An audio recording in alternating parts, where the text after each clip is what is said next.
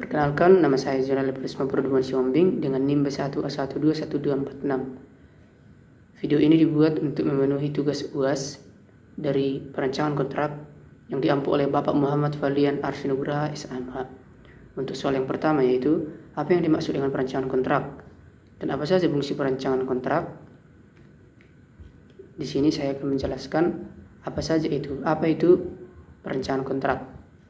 Perancangan kontrak ini merupakan proses atau cara untuk merancang kontrak. Merancang kontrak adalah mengatur dan merencanakan struktur, anatomi, dan substansi kontrak yang oleh para pihak. Pengertian perjanjian kontrak diatur dalam pasal 1313 Kitab Undang-Undang Hukum Perdata. Pasal tersebut berbunyi perjanjian adalah suatu perbuatan dengan mana satu pihak atau lebih mengikatkan dirinya terhadap satu orang atau lebih. Kontrak berfungsi untuk mencegah, meminimalisir timbulnya masalah di kemudian hari. Dengan dibuatnya kontrak, maka masing-masing pihak yang terkait dalam kontrak dapat mengetahui hak dan juga kewajibannya. Dengan demikian, pelaksanaan suatu hubungan bisnis dapat berjalan dengan baik dan lancar. Dan untuk soal yang kedua, apa syarat sah dari suatu kontrak? Jelaskan dengan menemukan contohnya. Di sini saya akan menjelaskan syarat sah suatu kontrak. Yaitu, adapun syarat sah perjanjian atau kontrak itu adalah diatur dalam pasal 1320 KUH Perdata, yakni berikut. Pertama, adanya kata sepakat dari mereka yang mengikatkan dirinya. Kedua, kecakapan para pihak untuk membuat suatu perikatan, suatu hal tertentu. Dan keempat, suatu sebab kausa yang halal. Baiklah, dan untuk soal yang ketiga, apa saja unsur-unsur dari akta? Di sini saya akan menjelaskan unsur-unsur dari akta tersebut. Jadi, untuk unsur-unsur akta tersebut, pertama, di dalam bentuk yang ditetapkan oleh undang-undang. Dan untuk yang kedua, dibuat oleh di hadapan pejabat umum. Dan yang ketiga, pejabat umum itu harus berwenang dalam pembuatan tersebut dan berada di tempat akta itu dibuat. Contohnya seperti akta lahir. Untuk soal yang keempat, sebutkan jenis-jenis akta dengan mengemukakan sumber hukum. Sebagaimana yang tercantum dalam pasal 1867 KUH Perdata, akta dibagi menjadi dua jenis, yaitu akta resmi dan akta bawah tangan. Untuk lebih jelasnya, yang pertama, akta resmi ataupun akta notaris adalah dokumen resmi yang dikeluarkan oleh notaris menurut KUH Perdata pasal 1870 dan HIR pasal 165 yang mempunyai kekuatan pembuktian mutlak dan mengikat. Akta notaris dapat dikatakan sebagai bukti hukum yang kuat sehingga tidak harus lagi membuktikan atas kebenarannya. Dan berdasarkan KUH Perdata pasal 186, akta notaris merupakan alat bukti tulisan surat pembuktian yang utama, sehingga dokumen akta bisa dibagikan menjadi alat bukti persidangan yang memiliki kedudukan yang sangat penting dan pembuatan akta usaha. Dalam badan usaha yang berbadan hukum berbentuk firma, persekutuan komuniter maupun perseroan terbatas maksud saya, ada perlu membuat kesepakatan untuk dapat tertuang dalam akta pendirian perusahaan yang dibuat di hadapan notaris. Maksud dengan membuat akta di sini adalah hadir di hadapan para penghadap subjek perjanjian, membacakan dan menandatangani akta tersebut. Akta bawah tangan diatur dalam pasal 101 ayat B Undang-Undang Nomor 5 Tahun 1980 tentang Peradilan Tata Usaha Negara. Pasal ini secara rinci menyebutkan bahwa akta bawah tangan merupakan surat yang dibuat untuk ditangani para pihak yang bersangkutan dengan dimaksud untuk dipergunakan sebagai alat bukti tentang peristiwa hukum yang tertera dalamnya. Baiklah, ada untuk soal nomor 5. Apa yang dimaksud dengan Memorandum of Understanding dan bagaimana perbedaan dengan Memorandum of Agreement? Di sini akan menjelaskan.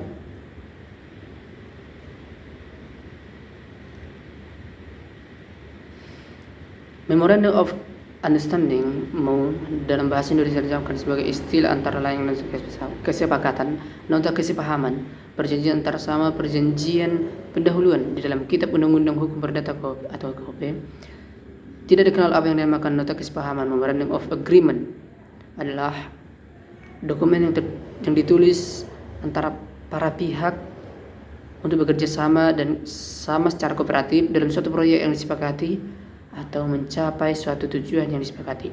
Tujuan dari MOA adalah untuk disepakati memiliki pemahaman formal tertulis tentang kesepakatan antar pihak.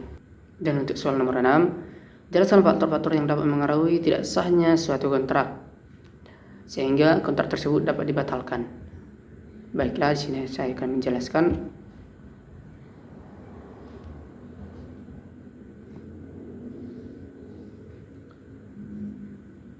Penawaran pembayaran tunai diikuti dengan penyimpanan konsignasi diatur dalam pasal 1404, 1412 KUH Perdata, yaitu suatu cara penghapusan perikatan di mana debitur hendak membayar hutangnya namun pembayarannya ditolak oleh kreditur.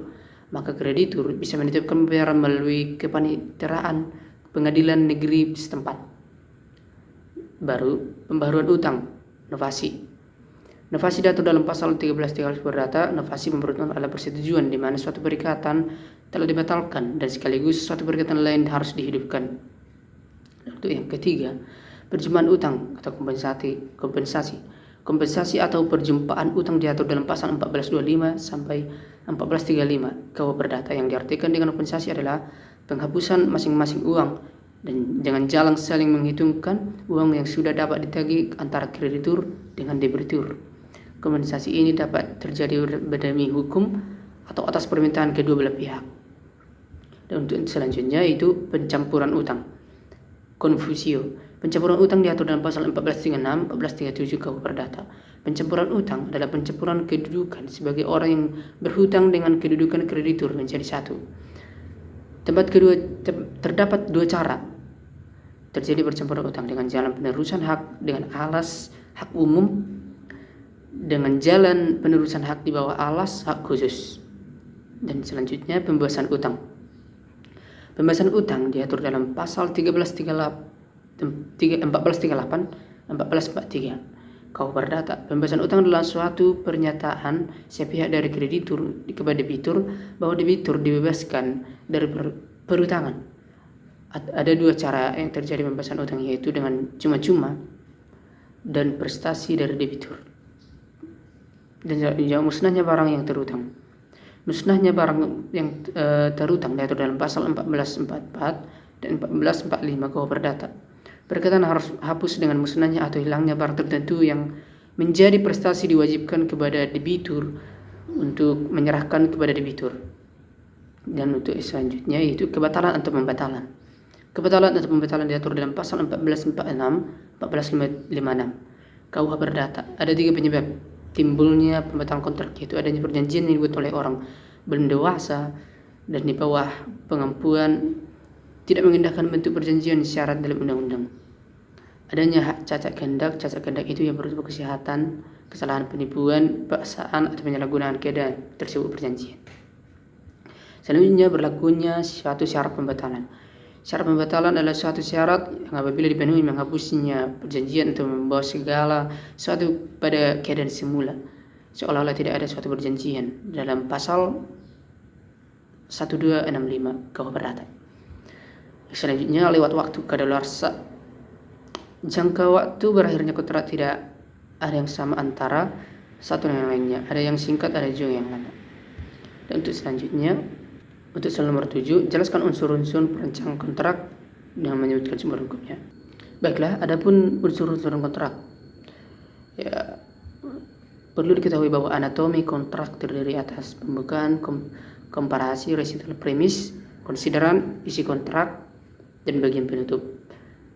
Dan adapun penjabaran unsur-unsur kontrak tersebut, yang pertama, unsur esensialia. Unsur ini merupakan hal-hal pokok yang harus ada dalam suatu kontrak. Karena klausula pokok ini menentukan ada atau tidaknya kontrak yang dimaksud.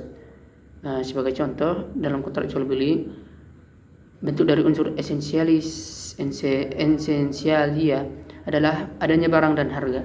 Tanpa kedua unsur tersebut, maka kontrak jual beli itu tidak ada. Dan yang kedua, unsur naturalia. Klausula yang terdapat dalam unsur naturalia tergolong sebagai klausula penunjang. Unsur tersebut telah diatur dan peraturan perundang-undangan. Bila para pihak tidak memperanjikan lain dari apa yang diaturkan oleh perundang-undangan, maka para pihak diartikan patuh terhadap aturan yang telah ada. Sebagai contoh, klausula mengenai pajak. Apabila pihak tertentu menentukan mengenai mekanisme pengaturan mengenai pihak yang berkewajiban untuk membayar pajak, maka para pihak diartikan tunduk terhadap peraturan mengenai perpajakan. Dan untuk selanjutnya, unsur accidentalia.